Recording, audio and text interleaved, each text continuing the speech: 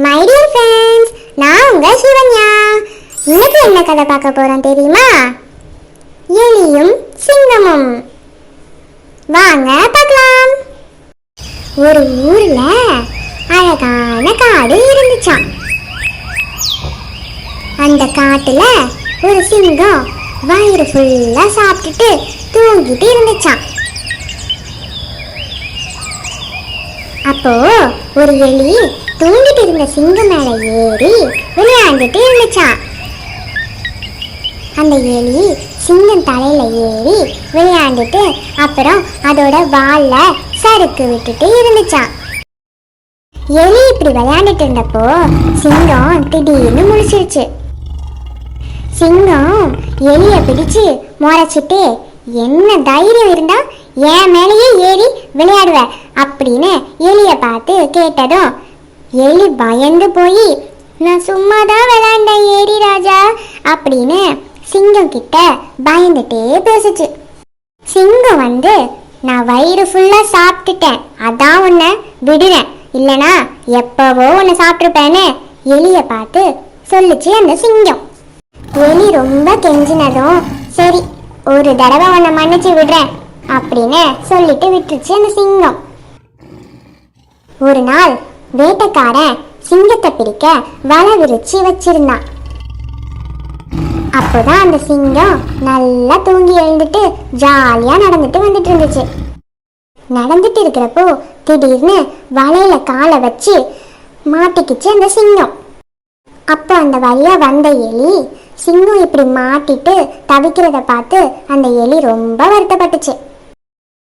அப்புறம், இருங்க ராஜா, நான் வந்து உன்னை காப்பாத்துறேன் அப்படின்னு சொல்லி வலையில ஏறி அந்த வலைய அது பல்ல வச்சு நறுக்கு நறுக்குன்னு கடிச்சு துப்பி அந்த சிங்கத்தை காப்பாத்திடுச்சு ஃப்ரெண்ட்ஸ். அப்புறம் அந்த சிங்கம் எலிக்கு நன்றி சொல்லிட்டு, எப்போ வேணுனாலும் என் மேலே ஏறி நீ விளையாண்டுக்கோ அப்படின்னு சொல்லிட்டு ரொம்ப க்ளோஸ் ஆயிடுச்சுங்க ரெண்டு பேரும். அப்புறம் அதுங்க ஜாலியா பேசிக்கிட்டே நடந்துக்கிட்டே போச்சுங்க ஃப்ரெண்ட்ஸ். அவ்வளோதான் கதை பார்க்க போறோம் ஃப்ரெண்ட்ஸ். வாங்க பார்க்கலாம். ஒரு ஊர்ல அழகான கிராமம் இருந்துச்சாம். அந்த கிராமத்துல குழந்தைங்களாம் பந்தை தூக்கி போட்டு விளையாண்டுட்டு இருந்தாங்களாம். அப்போ அங்க ஒரு ஆலமரம் இருந்துச்சாம். பந்தை தூக்கி போட்டு விளையாண்டதுல பந்து ஆலமரம் கிட்ட போய் விழுந்துருச்சான். அப்போ ஒரு பாப்பா, நான் போய் எடுத்துட்டு வரேன் அப்படின்னு போச்சு ஃப்ரெண்ட்ஸ். பந்தை எடுக்கிறப்போ அந்த ஆலமரத்தில் ஒரு சவுண்டு கேட்டுச்சான் ஃப்ரெண்ட்ஸ். அந்த பாப்பா, அதெல்லாம் ஒன்றும் இல்லை, காற்று சத்தமாக இருக்கும், நான் தான் ஏதோ தப்பாக நினச்சிட்டேன், சரி நம்ம விளையாட போகலாம் அப்படின்னு நினச்சிதான் ஃப்ரெண்ட்ஸ். மறுபடியும் பந்து போய் ஆலமரம் கிட்ட விழுந்துச்சு. அப்போது வேற ரெண்டு பேர் அதை எடுக்க போனாங்க. எடுக்க போகிறப்போ மறுபடியும் அந்த சத்தம் கேட்டுச்சு. ஆ ஆ ஆ அப்படின்னு கேட்டுச்சான் ஃப்ரெண்ட்ஸ். எல்லாரும் கூடி நின்று அந்த மரத்தை பற்றி பேசிக்கிறாங்க. அங்கே என்னமோ இருக்குன்னு எல்லாரும், எல்லா குழந்தைங்களும் கூடி நின்று பேசிக்கிட்டே இருக்காங்க. அங்கே என்ன இருக்கும், அங்கே என்ன சத்தம், அது ரொம்ப பயமாக இருக்குது, விசித்திரமாக இருக்கே அப்படின்னு எல்லாரும் பேசிக்கிட்டு இருக்காங்க. சரி வாங்க நம்ம போய் அங்கே என்ன இருக்குன்னு பார்க்கலாம் அப்படின்னு எல்லா குழந்தைங்களும் அந்த ஆலமரத்துக்கிட்ட போய் பார்த்துச்சுங்க. சுற்றி சுற்றி பார்த்துச்சுங்க, ஒன்றுமே இல்லை. ஆனால் அந்த ஆலமரம் கிட்ட போனாவே ஏதோ ஒரு சவுண்டு ஆ ஆ அப்படின்னு கேட்டுக்கிட்டே இருந்துச்சான். திடீர்னு ஒரு உருவம் வந்து ஒரு குழந்தைய தூக்கிட்டு போயிடுச்சு ஃப்ரெண்ட்ஸ். ஐயோ ஓடுங்க, பேயி பேயி அப்படின்னு ஓடியே போயிடுச்சுங்க ஃப்ரெண்ட்ஸ்.